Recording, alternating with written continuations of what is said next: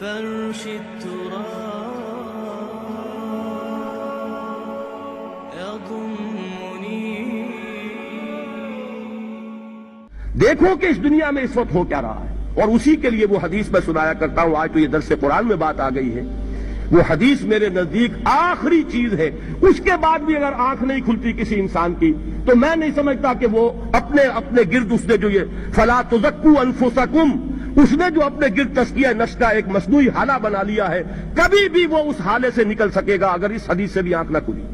اور وہ حدیث کیا ہے؟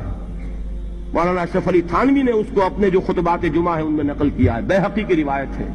اوحى اللہ عز وجل الى جبرائیل علیہ الصلوۃ والسلام ان اقلب مدینۃ کذا وکذا باہلھا. اللہ نے حکم دیا حضرت جبرائیل کو فلاں فلاں بستیوں کو الٹ دو اس کے رہنے والوں سمیت. قال فقال، حضور نے فرمایا، اس پر حضرت جبرائیل نے عرض کیا بارگاہ خداوندی میں، ان فیہا عبدک فلانا لم یعصک طرفۃ عین. پروردگار اس بستی کو الٹ دوں، اس میں تو تیرا فلاں بندہ بھی ہے جس نے کبھی پلک جھپکنے جتنی دیر بھی معصیت میں بسر نہیں کی.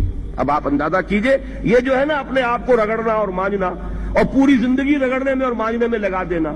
ہم بعض بزرگوں کے تذکرے میں سنتے ہیں اتنے اللہ والے تھے کہ ان کا گھوڑا بھی کوئی مشکوک دانہ نہیں کھاتا تھا، اور وہ خود جو ہے وہ انگریز کی عدالت میں بیٹھے ہوئے اور انگریز کی نوکری کر رہے تھے.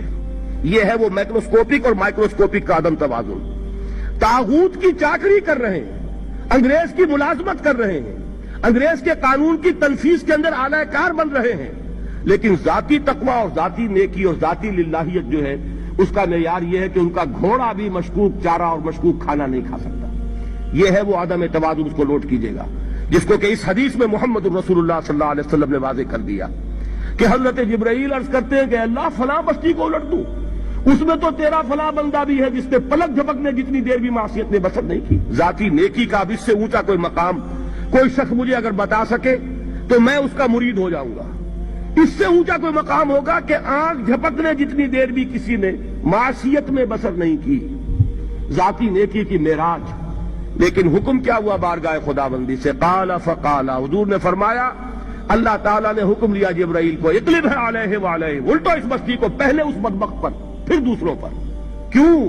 فإن وجہہ لم یتمعر فی ساعۃ قط، اس لیے کہ اس کا چہرہ کبھی میری غیرت میں سرخ نہیں ہوا، اس چہرے کا رنگ نہیں بدلا. بے غیرت انسان، بدیاں پھیلتی رہیں، میرے دین کو روندا جاتا رہا، میری شریعت کی دھجیاں بگڑتی رہیں، عوامر کا مذاق اڑایا جاتا رہا.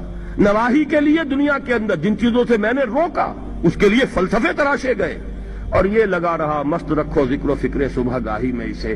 یہ سوائے ذاتی اپنے اس اصلاح کے اور ذاتی تقویٰ کے اور ذاتی نیکی کے اور ذاتی عبادت گزاری کے یہ میدان میں نہیں آیا. اس کا خون نہیں کھولا کبھی، اس کے چہرے کا رنگ متغیر نہیں ہوا، لہذا یہ دوہرا مجرم ہے.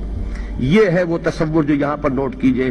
ہاں، اس کے یہ معنی بھی نہیں ہے کہ نماز بھی نہیں پڑھ رہے، روزہ بھی نہیں رکھ رہے، اقامت دین کے کارکن ہیں، فرض نماز آ گئی ہے وہ چلی جا رہی ہے، جماعت کا کوئی اہتمام نہیں ہے. اب یہ دو انتہائیں ہیں. ایک انتہا یہ کہ وہ تزکیہ نفس جو ہے اسی میں وہ رگڑنے اور مانجنے کا عمل جاری ہے. ایک یہ کہ اس کا سرے سے کوئی تعلق ہی نہیں، اپنی ذات سے بحث ہی نہیں. وہ کیفیت وہ ہو گئی ہے جو یہود کی آئی ہے قرآن مجید میں کہ تامرون الناس بالبر وتنسون انفسکم وانتم تتلون الکتاب، کیا تم لوگوں کو نیکی کا حکم دیتے اور اپنے آپ کو بھول جاتے ہو؟ یہ دوسری انتہا ہے.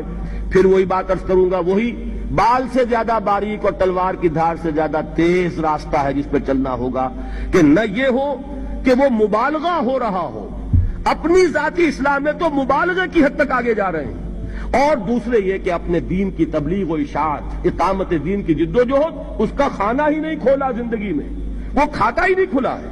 یہ ایک انتہا ہے. دوسری انتہا یہ ہے کہ انسان یہ سمجھے اپنے آپ کو کہ میں تو مجاہد فی سبیل اللہ اور دین کا کارکن اور دین کا میں اللہ کے دین کو قائم کرنے کی جدوجہد کرنے والا ہوں، جبکہ حال یہ ہو کہ جو کبائر ہیں وہ بھی زندگی میں موجود ہو.